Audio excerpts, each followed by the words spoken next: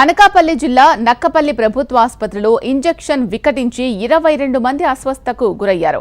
అనారోగ్య కారణాలతో హాస్పిటల్లో చేరిన వారికి మంగళవారం సెఫోటాక్సిన్ ఇంజెక్షన్ ఇవ్వడంతో తీవ్రమైన వణుకు, వాంతులకు గురైనట్లు బాధితులు తెలిపారు. దీంతో వారందరినీ అంబులెన్సుల్లో నక్కపల్లి ప్రభుత్వ ఆసుపత్రి నుంచి అనకాపల్లి ఎన్టీఆర్ హాస్పిటల్కు తరలించారు. అయితే బాధితుల్లో ఒకరి పరిస్థితి విషమంగా ఉండడంతో విశాఖలోని కేజీహెచ్కు తరలించారు. ప్రస్తుతం అందరి ఆరోగ్యం నిలకడగా ఉన్నట్లు డాక్టర్లు తెలిపారు.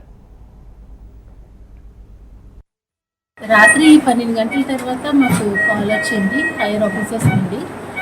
నక్కపల్లి సిహెచ్సిలో రియాక్షన్ లాగా అయ్యి చాలామందికి ఫీవరు, రైగర్స్ వస్తున్నాయి, ఇబ్బంది పడుతున్నారని మాకు రెడీగా సిద్ధంగా ఉండమన్నారు. ఎలాంటి కేసుని ట్రీట్మెంట్ చేయడానికి మేము ఇక్కడ సిద్ధంగా ఉన్నాము. పిల్లలు ముందు ఎక్కువ మంది వచ్చారన్నారు, బట్ పిల్లలు 4 ఉన్నారు, ఇంకా వాళ్ళందరూ జెంట్సే ఉన్నారు, మేల్స్ అడల్ట్సే ఉన్నారు. అందరికీ ఫీవర్కి ట్రీట్మెంట్ దానికి సంబంధించినంత ఇచ్చాం, రియాక్షన్కి అంతాను. మార్నింగ్ అయ్యేసరికి అందరూ బాగున్నారు. ఒక పర్సన్కి కొంచెం సివియర్ అవుతే కేజీహెచ్కి పంపించడం జరిగింది రాత్రి కూడా. అతను కూడా అక్కడ సేఫ్గా ఉన్నారని. టోటల్ 23 అండి, అందులో ఒకరు కేజీహెచ్కి రిఫర్ చేశారు.